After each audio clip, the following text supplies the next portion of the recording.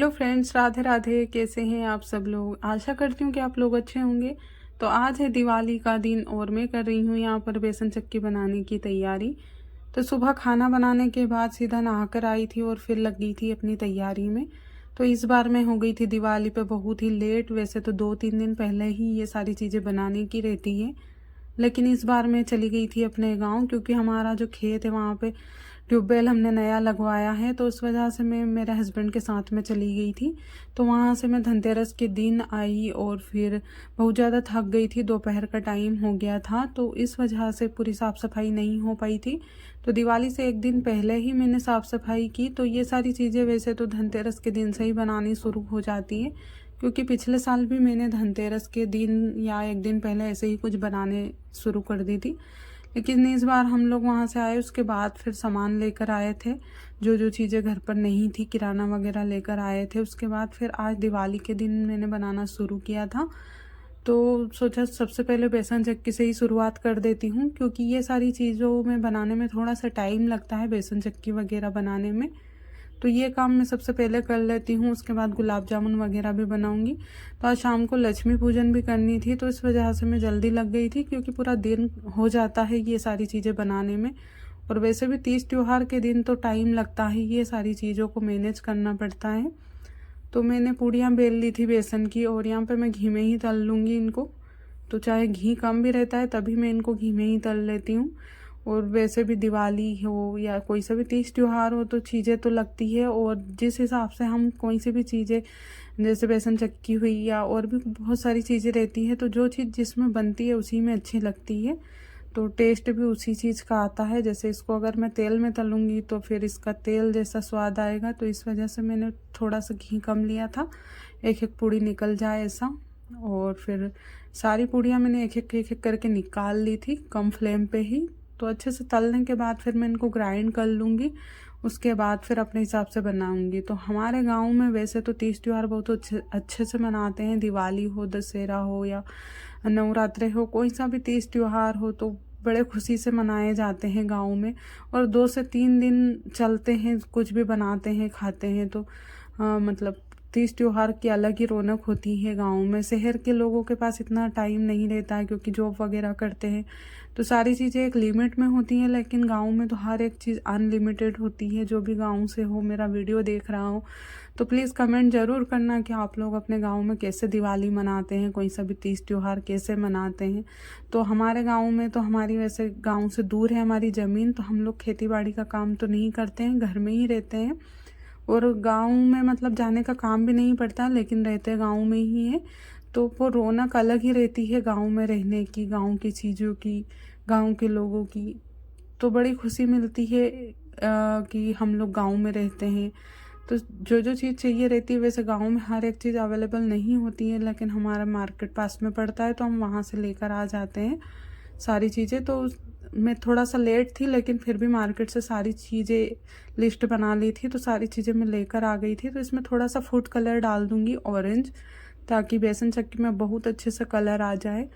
तो मैं कोई सी भी चीज़ बनाती हूँ तो कोशिश यही रहती है कि हमेशा अच्छी बने, क्योंकि घर के लोग तारीफ़ करते हैं तो उसकी तो खुशी ही अलग मिलती है।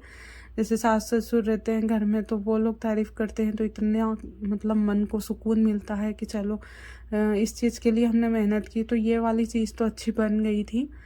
तो मैंने चाशनी बनाई, उसके बाद फिर इसमें थोड़ा थोड़ा करके जो मैंने पूड़ियाँ तली थी उसको ग्राइंड किया था, तो थोड़ा थोड़ा करके डाल लूँगी। और फिर इसमें थोड़ा सा खोपरा बूरा भी डाल दूँगी, इलायची पाउडर वगैरह सारी चीज़ें डालकर बनाते हैं। तो मार्केट से भी अच्छा टेस्ट आता है इस बेसन चक्की का। हम लोग हर दिवाली पे बनाते हैं। तो हमारे घर पे मतलब मेरे मायके में भी पहले हम लोग, मेरी दीदी और हम लोग ही बनाते थे, क्योंकि हमारे घर में कार्यकर्ता हम ही थे, हम लोग ही थे दोनों। तो मैं छोटी थी और मेरी जो दीदी है वो बड़ी थी, तो वो सारी चीज़ें बनाती थी, तो बिगड़ भी जाती थी बहुत सारी चीज़ें। लेकिन हमारे घर के जो मतलब मेरे पापा मम्मी है कभी कुछ बोलते नहीं थे, बिगड़ भी जाती तो सारी चीज़ें मतलब वो संभाल लेते थे, बोलते थे कि कोई नहीं अच्छी बनी है, तो खा भी लेते थे, ऐसा नहीं बोलते थे कि ख़राब बनी है। तो वो चीज़ें मैं जब भी दिवाली पे बनाती हूँ तो मुझे बड़ा मतलब मैं मेरी दीदी को ज़रूर याद करती हूँ, क्योंकि वो ना हमेशा बहुत सारी चीज़ें बनाने का उसको बहुत ही शौक़ था, तो उसके साथ मुझे भी काम करवाना पड़ता था। तो दोनों बहनें मिलकर हम लोग दिवाली पे पूरी तैयारी करते थे। मेरी मम्मी ऊपर का काम करती थी, जैसे हमारा कच्चा मकान था गाँव में, तो लिपाई पुताई का काम करना पड़ता था उनको, तो बहुत थक भी जाते थे, खेती बाड़ी का काम भी रहता था, तो इसलिए हम घर संभाल लेते थे दोनों, मेरी बहन और मैं। तो सारी चीज़ें कभी कभी अच्छी बन जाती थी, कभी कभी बिगड़ भी जाती थी। तो वो सारी चीज़ें जब मैं कुछ भी बनाती हूँ तो मुझे याद आती है पुरानी चीज़ें, कि हम लोग पहले कैसे बनाते थे, क्या बना लेते थे, लेकिन घर वाले कुछ भी नहीं बोलते थे और सब लोग खा भी लेते थे। तो बस वही चीज़ें मैं ध्यान में रख के बनाती हूँ कि पहले बिगड़ जाती थी और अब थोड़ा ध्यान रखना पड़ता है, क्योंकि घर में अगर जब तक खाने की तारीफ़ ना हो, तो अगर बिगड़ जाता है और अगर कोई एक इंसान भी ये बोल दे कि नहीं अच्छा नहीं बना, तो फिर वो 2-4 दिन तक दिमाग से जाता ही नहीं है। तो इसलिए थोड़ा सा टाइम लगता है अच्छी चीज़ें बनाने में, लेकिन अच्छी बन जाती है। तो सामान का जैसे यूज़ करते हैं कुछ भी, तो फिर मन में अच्छा लगता है कि नहीं कुछ भी बिगड़ा नहीं है। तो आप देख सकते हैं बेसन चक्की कितनी सॉफ्ट है, चाकू से इतने अच्छे तरीके से कट रही थी कि इसमें मावा वगैरह मैंने कुछ नहीं डाला था, लेकिन फिर भी बहुत ही अच्छे से बनी थी बेसन चक्की। और इसका टेस्ट है तो मैं आपको क्या ही बताऊं, क्योंकि लक्ष्मी पूजन करनी थी, नहीं तो मैं आपको इसका टेस्ट भी बताती। वैसे देखने में बहुत टेस्टी लग रही थी। फिर शाम को हो गया था, लक्ष्मी पूजन का टाइम, तो यहाँ पे मैं लक्ष्मी पूजन की तैयारी में तैयार हो गई थी।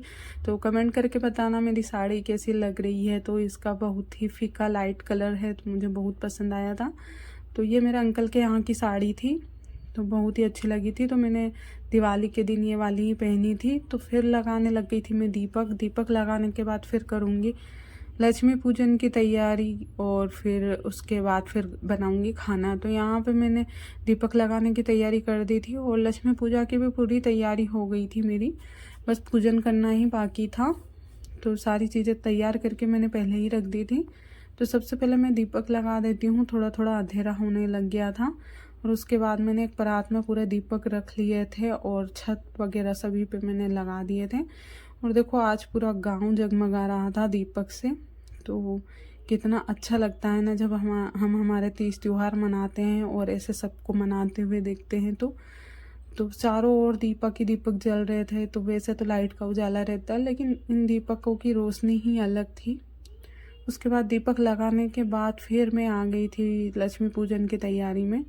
तो हम हस्बैंड वाइफ दोनों मिलकर पूजन करते हैं यहाँ पर, और पूजन करने के बाद फिर खाना बनाती हूँ। उसके बाद सब लोग अच्छे से खाना खाते हैं। तो सारी चीज़ें तैयार पहले ही करके रख देती हूँ, ताकि इतना अकेली के ऊपर इतना लोड ना पड़े। तो यहाँ पे थोड़ा सा अंधेरा था, तो इस वजह से थोड़ा क्लियर दिख नहीं रहा था, और मेरा ट्राइपॉड भी बार बार टूट रहा था, तो इस वजह से थोड़ा मोबाइल को भी संभाल के मैं रख रही थी। और यहाँ पे पूजन हो रही थी, और उसके बाद फिर हो गई थी पूरी तैयारी हमारे खाने पीने की भी।